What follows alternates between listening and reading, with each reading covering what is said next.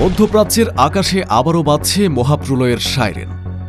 Israel যখন ইরানের উপর চূড়ান্ত আঘাত হানার জন্য দিন গুনছিল, ঠিক তখনই ঘটে গেল এক অভাবনীয় ঘটনা। পর্দার আড়ালে তৈরি হওয়া এক বিশাল ষড়যন্ত্র আজ দিনের আলোর মতো পরিষ্কার হয়ে গেছে। ইরানের রেভলিউশনারি গার্ড বা আইআরজিসি এক ঝটকায় উন্মোচন করে দিয়েছে এক ভয়ঙ্কর আন্তর্জাতিক ষড়যন্ত্রের জাল। তারা খুঁজে পেয়েছে এবং গুড়িয়ে দিয়েছে এমন এক গোপন কমান্ড সেন্টার, যেখানে বসে বিশ্বের 10টি শত্রু দেশের গোয়েন্দা সংস্থা দিন-রাত পরিকল্পনা করছিল ইরানকে মানচিত্র থেকে মুছে ফেলার। মোসাদ, সিআইএ, MI6 সবাই মিলে যে নিখুঁত ফাঁদ পেতেছিল, ইরান তা ছিঁড়ে টুকরো টুকরো করে দিয়েছে। উদ্ধার করা হয়েছে হাজার হাজার গোপন নথি, যা পশ্চিমা বিশ্বের রাতের ঘুম হারাম করে দেওয়ার জন্য যথেষ্ট। তেহরান এখন আর চুপ নেই। তারা প্রমাণ করে দিয়েছে 10টি কেন 100টি দেশ এক হলেও ইরানের গোয়েন্দা কৌশলের সামনে তারা অসহায়। ইসরায়েলের হামলার ব্লুপ্রিন্ট এখন ইরানের টেবিলে, আর তেল আবিবের ওয়ার রুমে চলছে হাহাকার। শত্রু ভেবেছিল ইরান ঘুমাচ্ছে, কিন্তু ইরান তাদের নিঃশ্বাসের শব্দও শুনতে পাচ্ছিল। তাহলে কি সত্যি 12 দিনের সেই রক্তক্ষয়ী যুদ্ধের পর গোপনে জন্ম নিয়েছিল এই 10 দেশের ভয়ঙ্কর গোয়েন্দা জোট, যার একমাত্র লক্ষ্য ছিল ইরানকে ভেতর থেকে ধ্বংস করে দেওয়া? কেন আমেরিকা, ইসরায়েল বা ব্রিটেন কারো একক ক্ষমতায় কুলালো না? কেন তাদের 10টি দেশের সাহায্য নিয়ে ইরানের বিরুদ্ধে এই অস্তিত্বের সংকট তৈরি করতে হলো? কিভাবে আইআরজিসির গোয়েন্দারা এই দুর্ভেদ্য কমান্ড সেন্টারের খোঁজ পেল এবং সেখান থেকে এমন সব গোপন নথি উদ্ধার করল যা পশ্চিমা বিশ্বের মুখোশ খুলে দিয়েছে? উদ্ধার করা নথিতে কি তবে ইসরায়েলের আসন্ন হামলার তারিখ ও সময় লেখা ছিল, যা ফাঁস হয়ে যাওয়ায় নেতানিয়াহুর পুরো পরিকল্পনা এখন ভেস্তে গেছে? আর এই 10 দেশের তালিকায় কি আমাদের চেনা কোনো প্রতিবেশী দেশের নামও আছে, যারা গোপনে ইসরায়েলের হয়ে মুসলিম বিশ্বের পিঠে ছুরি মারছে? এই সব প্রশ্নের উত্তর জানতে ভিডিওটিতে একটি লাইক দিয়ে শেষ পর্যন্ত আমাদের সাথেই থাকুন। চলুন ষড়যন্ত্রের গভীরে যাওয়া যাক। আইআরজিসির ইন্টেলিজেন্স অর্গানাইজেশন বা গোয়েন্দা বিভাগ যে বিবৃতি দিয়েছে, তা কোনো সাধারণ প্রেস রিলিজ নয়। এটি পশ্চিমা বিশ্বের গালে এক চপেট আঘাত। বিবৃতিতে স্পষ্ট বলা হয়েছে, এই শত্রু কমান্ড সেন্টারটি গঠিত হয়েছিল ঠিক 12 দিনের সে যুদ্ধের পরপরই। ইসরায়েল যখন দেখল তারা সরাসরি যুদ্ধে ইরানের প্রক্সি বা মিত্রদের সাথে পেরে উঠছে না, তখন তারা এই 10টি দেশের গোয়েন্দা সংস্থাকে এক ছাতার নিচে নিয়ে আসে। উদ্দেশ্য ছিল একটাই, ইরানের বিরুদ্ধে এক অস্তিত্বের সংকট বা এক্সিস্টেন্সিয়াল থ্রেট তৈরি করা। তারা বুঝেছিল ইরানকে বাইরে থেকে মিসাইল মেরে হারানো সম্ভব নয়, তাই তারা বেছে নিয়েছিল এক নোংরা পথ। তাদের ব্লুপ্রিন্টে ছিল 3টি প্রধান স্তম্ভ। 1. ইরানের ভেতরে গণ অসন্তোষ বা ইন্টারনাল আনরেস্ট তৈরি করা। 2. হঠাৎ করে সামরিক হস্তক্ষেপ বা মিলিটারি ইন্টারভেনশন। এবং 3. গেরিলা মুভমেন্ট বা বিচ্ছিন্নতাবাদী গোষ্ঠীগুলোকে উস্কে দিয়ে গৃহযুদ্ধ বাঁধিয়ে দেওয়া। কিন্তু তারা জানত না, তাদের এই গোপন কমান্ড সেন্টারের প্রতিটি পদক্ষেপের উপর নজর রাখছিল ইরানের বাজ পাখির চোখ। আইআরজিসির গোয়েন্দারা অত্যন্ত ধৈর্যের সাথে অপেক্ষা করেছে। তারা শত্রুকে ফাঁদ পাতিয়ে দিয়েছে, আর শেষ মুহূর্তে সেই ফাঁদেই শত্রুকে আটকে ফেলেছে। উদ্ধার করা নথিপত্রগুলো এখন ইরানের হাতে এক বড় তুরুপের তাস। এই নথিগুলো প্রমাণ করে যে পশ্চিমা বিশ্ব মুখে মানবাধিকারের কথা বললেও আড়ালে তারা কতটা জঘন্য ষড়যন্ত্রে লিপ্ত। তবে গল্প এখানেই শেষ নয়। আইআরজিসির ফাঁস করা এক তথ্য থেকে আরও এক হাড় হিম করা সত্য বেরিয়ে এসেছে। এই 10টি দেশের গোয়েন্দারা মিলে শুধু তথ্য আদান প্রদানই করছিল না, তারা ইরানের মাটিতে ব্ল্যাক অপারেশন বা গুপ্ত হত্যার এক ভয়ঙ্কর মিশন পরিচালনা করেছিল। তাদের টার্গেট ছিল ইরানের শীর্ষ পরমাণু বিজ্ঞানী এবং মিসাইল প্রোগ্রামের সাথে যুক্ত কমান্ডাররা। তেহরানের রাস্তায় রাস্তায় তারা ছদ্মবেশে ছড়িয়ে দিয়েছিল তাদের প্রশিক্ষিত ঘাতক বা স্লিপার সেল। এই কমান্ড সেন্টার থেকে নিয়ন্ত্রিত হতো সেই সব ঘোস্ট এজেন্ট বা অদৃশ্য ঘাতকদের।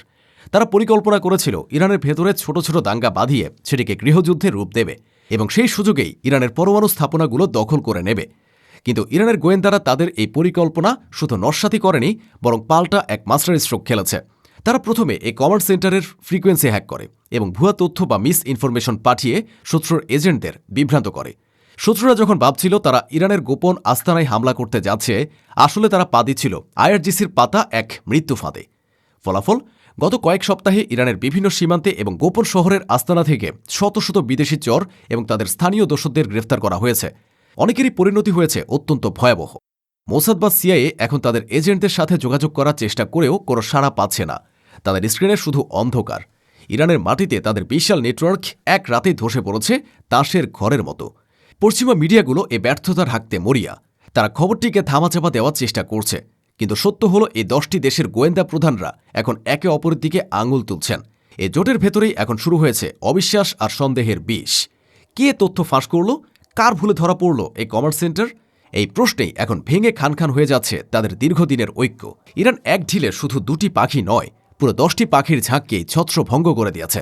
বিশ্লেষকরা বলছেন এই কমান্ড সেন্টার উন্মোচনের টাইমিংটা খুবই গুরুত্বপূর্ণ, কারণ বিভিন্ন সূত্র থেকে খবর আসছিল যে ইসরায়েল খুব শীঘ্রই, হয়তো আগামী কয়েক সপ্তাহের মধ্যেই ইরানের উপর বড়সড় হামলা চালাতে যাচ্ছে। আর এ হামলার সমন্বয় বা কোঅর্ডিনেশন করা হচ্ছিল ঠিক এই কমান্ড সেন্টার থেকেই। এখান থেকে ইসরায়েলি বিমান বাহিনীকে টার্গেট ডাটা পাঠানো হচ্ছিল, এখান থেকে ইরানের রাডার জ্যাম করার কোড তৈরি করা হচ্ছিল। কিন্তু ইরান এ সেন্টারটি এক্সপোজড বা উন্মোচন করে দিয়ে ইসরায়েলের সেই হামলার পরিকল্পনায় জল ঢেলে দিয়েছে। এখন ইসরায়েলকে তাদের পুরো হামলার ছক বদলাতে হবে, কারণ তাদের গোপন কোড, তাদের এজেন্টদের নাম, তাদের হামলার রুট সবই এখন ইরানের হাতে। এটাকে গোয়েন্দা পরিভাষায় বলা হয় টোটাল কম্প্রোমাইজ বা সম্পূর্ণ তথ্য ফাঁস। নেতানিয়াহু ভেবেছিলেন 10টি দেশের বুদ্ধি আর প্রযুক্তির জোরে তিনি ইরানকে বোকা বানাবেন, কিন্তু বাস্তবে হলো উল্টো। ইরান প্রমাণ করল তাদের কাউন্টডাউন ইন্টেলিজেন্স বা পাল্টা গোয়েন্দা ব্যবস্থা মোসাদের চেয়েও কয়েক ধাপ এগিয়ে। জেরুজালেম পোস্টের মতো পত্রিকাগুলো এখনও স্বীকার করতে বাধ্য হচ্ছে যে ইরানের গোয়েন্দা সক্ষমতা সম্পর্কে ইসরায়েলের ধারণা ভুল ছিল। তারা ইরানকে যতটা দুর্বল ভেবেছিল, ইরান তার চেয়েও অনেক বেশি চতুর এবং ভয়ঙ্কর। এখন প্রশ্ন হল, এই 10টি দেশের তালিকায় কারা কারা আছে?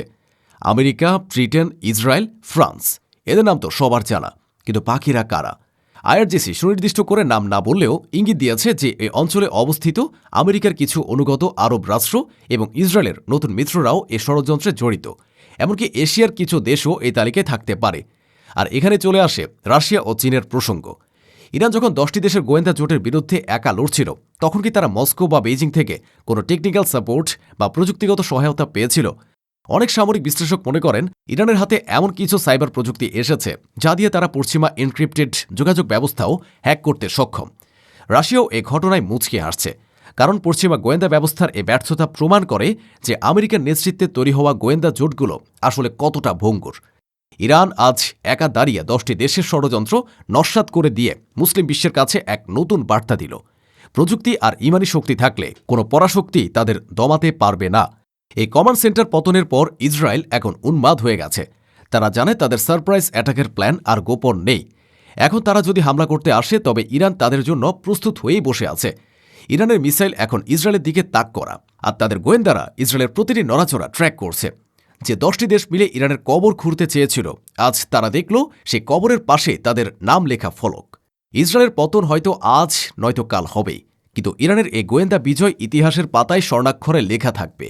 দর্শক, আপনাদের কি মনে হয়, ইসরায়েল কি এখন আর ইরানে হামলা চালানোর সাহস পাবে, নাকি তাদের সব পরিকল্পনা ভেস্তে যাওয়ায় তারা এখন পিছু হটবে? 10টি দেশের এই ব্যর্থতা নিয়ে আপনার মতামত কি? কমেন্টে জানান। ভিডিওটি ভালো লাগলে লাইক দিন এবং শেয়ার করে সবাইকে এই ভয়ঙ্কর সত্যটি জানিয়ে দিন। দেখা হবে পরের ভিডিওতে।